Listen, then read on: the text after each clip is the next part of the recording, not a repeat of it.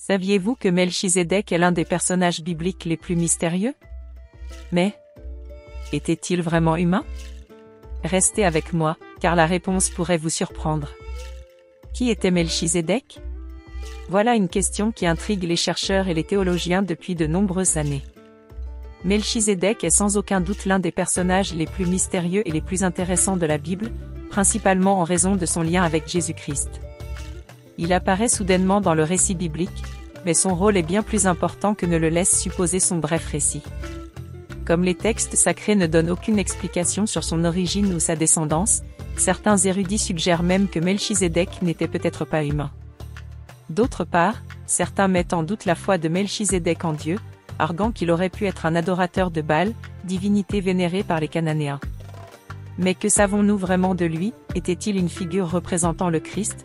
Dans quelle mesure les informations à son sujet sont-elles fiables? Et quelles sont les théories ou les mythes?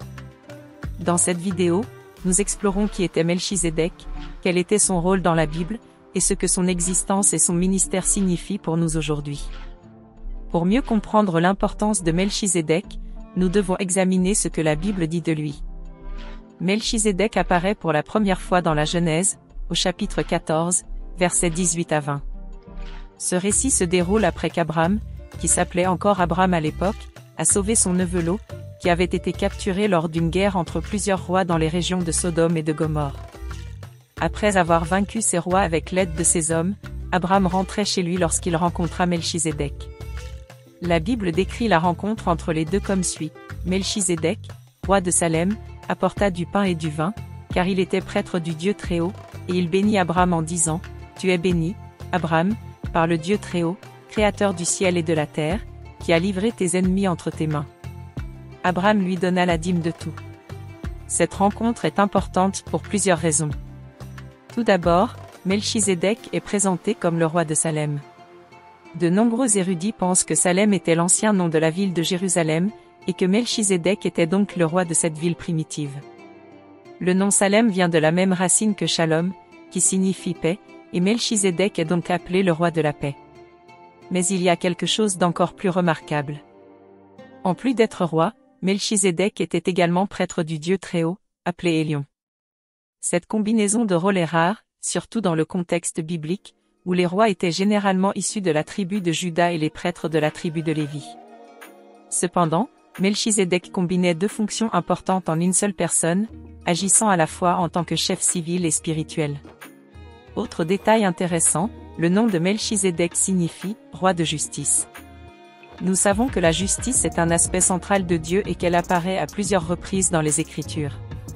Ainsi, son nom et la ville qu'il dirigeait l'identifient comme roi de justice et roi de paix. Nous percevons ici une anticipation du royaume du Christ, qui est également marqué par la justice et la paix. En outre, lorsque Melchizedek a rencontré Abram, ce dernier lui a offert du pain et du vin.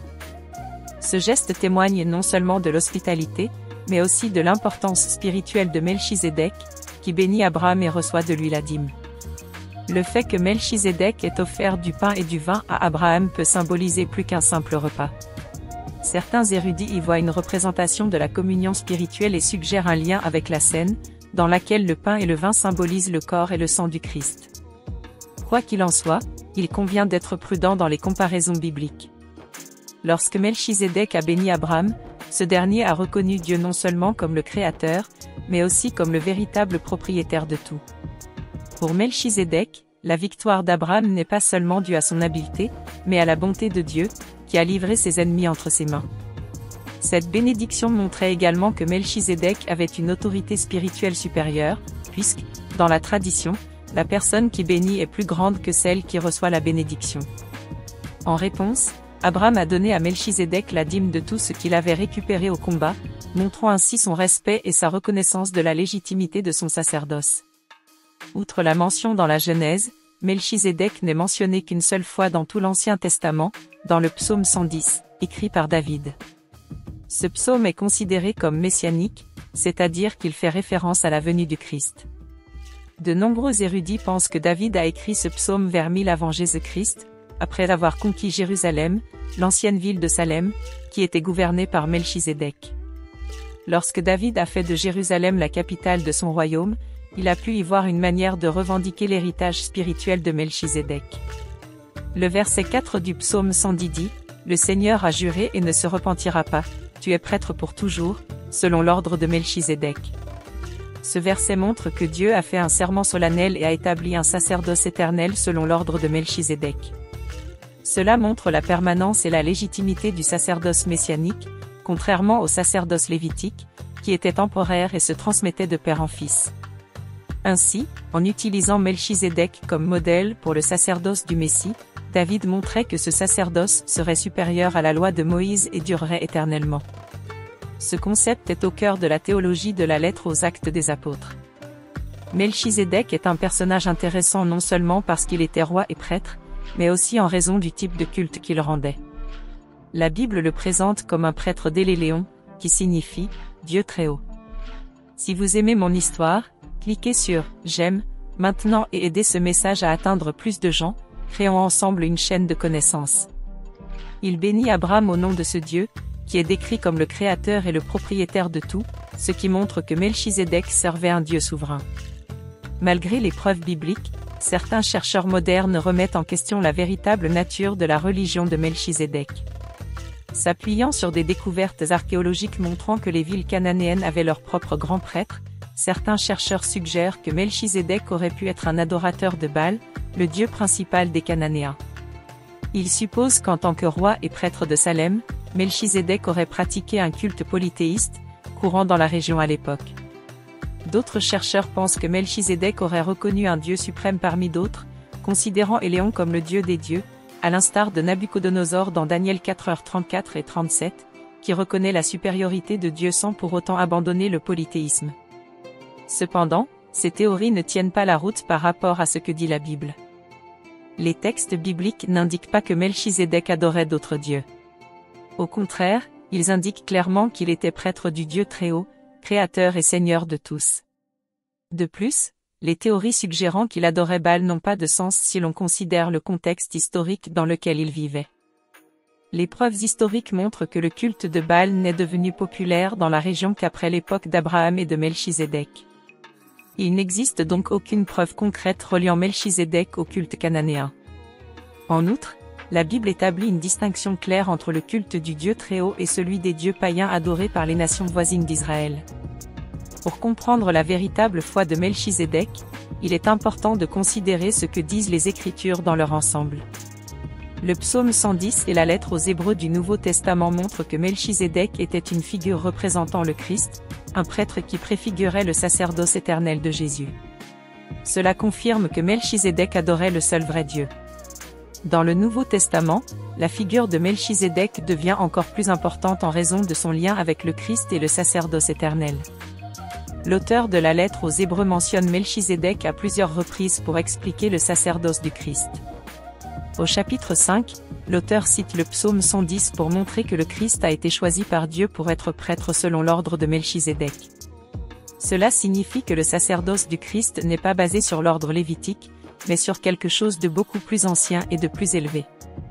Dès le chapitre 6, l'auteur explique que Jésus est entré dans la présence de Dieu en tant que notre représentant, sans suivre l'ordre d'Aaron, et souligne la nature éternelle et indestructible du sacerdoce du Christ. Puis, au chapitre 7, il rappelle la rencontre entre Melchizedek et Abraham décrite dans la Genèse et renforce le fait que Melchizedek était plus grand qu'Abraham et que son sacerdoce, supérieur au sacerdoce lévitique, symbolisait le sacerdoce éternel du Christ. L'auteur de l'épître aux Hébreux décrit également Melchizedek comme n'ayant ni père, ni mère, ni généalogie, ni début des jours, ni fin de la vie, mais comme le Fils de Dieu, fait pour rester prêtre à jamais. L'un des aspects les plus curieux de Melchizedek est la rareté des informations sur son origine, sa naissance et sa mort.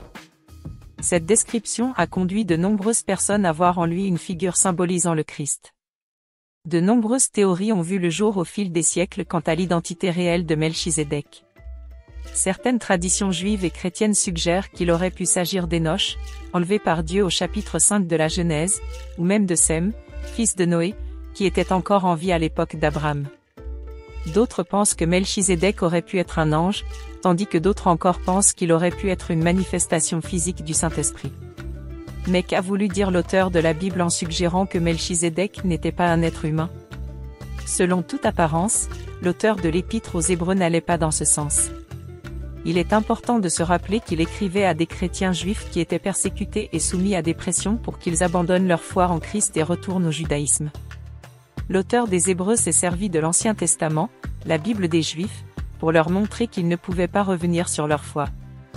Dès le début, les Écritures désignent le Christ, le Fils de Dieu, qui est supérieur aux anges, Moïse, le libérateur et le législateur d'Israël, Josué, qui a conquis la terre promise, et le sacerdoce d'Aaron. Par conséquent, après avoir accepté Jésus-Christ comme Sauveur et Seigneur, revenir au judaïsme signifierait revenir à quelque chose d'inférieur et de temporaire. Dans cette perspective, l'auteur de l'Épître aux Hébreux a souligné que le sacerdoce juif était temporaire. Il a montré que, bien que ce sacerdoce ait été institué par Dieu au Sinaï, il avait déjà fait son temps et devait prendre fin. En d'autres termes, avec la première venue du Christ, le sacerdoce juif aurait dû prendre fin, puisque le Christ lui-même, en tant que grand prêtre, s'est donné en sacrifice vivant, devenant le médiateur entre le pécheur et Dieu. Cependant, il est possible de remettre en cause la légitimité du sacerdoce du Christ, puisqu'il n'appartenait pas à la tribu de Lévi et n'était donc pas un descendant d'Aaron. Pour répondre à cette objection, l'auteur de l'Épître aux Hébreux se réfère au sacerdoce de Melchizedek, qui a précédé le sacerdoce lévitique. En décrivant Melchizedek comme n'ayant ni père, ni mère, ni généalogie, ni début des jours, ni fin de la vie, l'auteur ne dit pas que Melchizedek n'était pas humain. Il veut dire que, bien que Melchizedek n'ait pas appartenu à la lignée lévitique, son sacerdoce était légitime et même supérieur au sacerdoce lévitique. Cela est évident car Abraham lui-même, l'ancêtre de Lévi, a reconnu la grandeur de Melchizedek en lui donnant la dîme. En Israël, le sacerdoce lévitique se transmettait de père en fils et la preuve de la généalogie était requise. Dans le cas de Melchizedek, il n'existe aucune trace de l'identité de ses parents ou de sa lignée. En fait, il n'y a aucune mention de son origine ou de qui lui a succédé dans son sacerdoce après sa mort. Pourtant, il était prêtre du Dieu Très-Haut. C'est ce que l'auteur de l'Épître aux Hébreux veut souligner. Il ne suggère pas que Melchizedek avait un caractère surnaturel, mais que le sacerdoce de Melchizedek, même avant l'établissement du sacerdoce lévitique, était une anticipation du sacerdoce parfait de Jésus-Christ, notre roi et grand prêtre pour toujours. Contrairement au prêtre lévitique, dont le rôle dépendait de la descendance, le sacerdoce du Christ est fondé sur un décret divin et éternel. Il est prêtre selon l'ordre de Melchizedek et non selon l'ordre d'Aaron. Par conséquent, Melchizedek est considéré comme une figure représentant le Christ. Le sacerdoce qu'il a exercé est une anticipation du sacerdoce parfait du Christ, qui n'appartenait pas non plus à la tribu de Lévi et qui, pour cette raison, selon la loi juive, ne pouvait pas être prêtre. En outre, le sacerdoce de Melchizedek indique que, dès le début, avant même que la loi ne soit donnée au Sinaï, le Christ, le Fils de Dieu, était déjà le véritable médiateur entre Dieu et les hommes, avec un sacerdoce parfait et éternel. Contrairement aux prêtres de la loi, qui étaient imparfaits et mortels, et qui étaient remplacés au fil des générations, le sacerdoce du Christ dure pour toujours et n'aura jamais besoin d'être remplacé.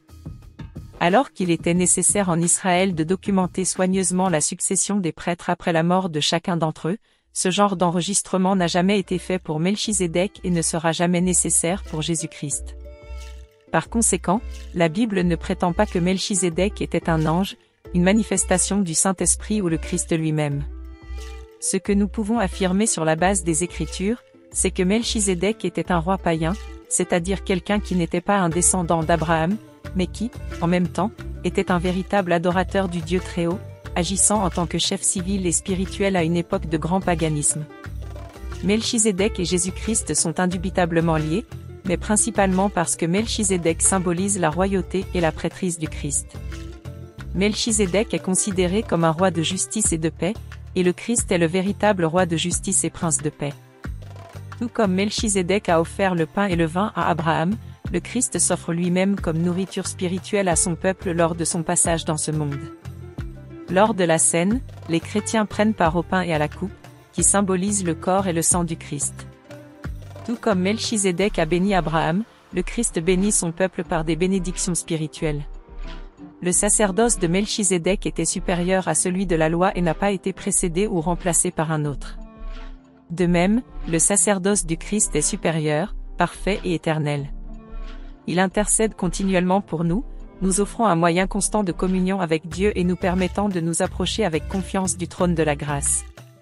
En comprenant qui était Melchizedek et comment il représente le Christ, nous pouvons reconnaître la souveraineté de Dieu dans toute l'histoire, préparant le chemin pour la venue de son Fils, Jésus-Christ. Melchizedek nous montre le sacerdoce éternel et supérieur du Christ, qui intercède toujours pour nous. Si vous voulez rester au courant des révélations les plus incroyables sur les histoires de la Bible et recevoir d'autres vidéos comme celle-ci, abonnez-vous ci-dessous. À bientôt dans la prochaine vidéo.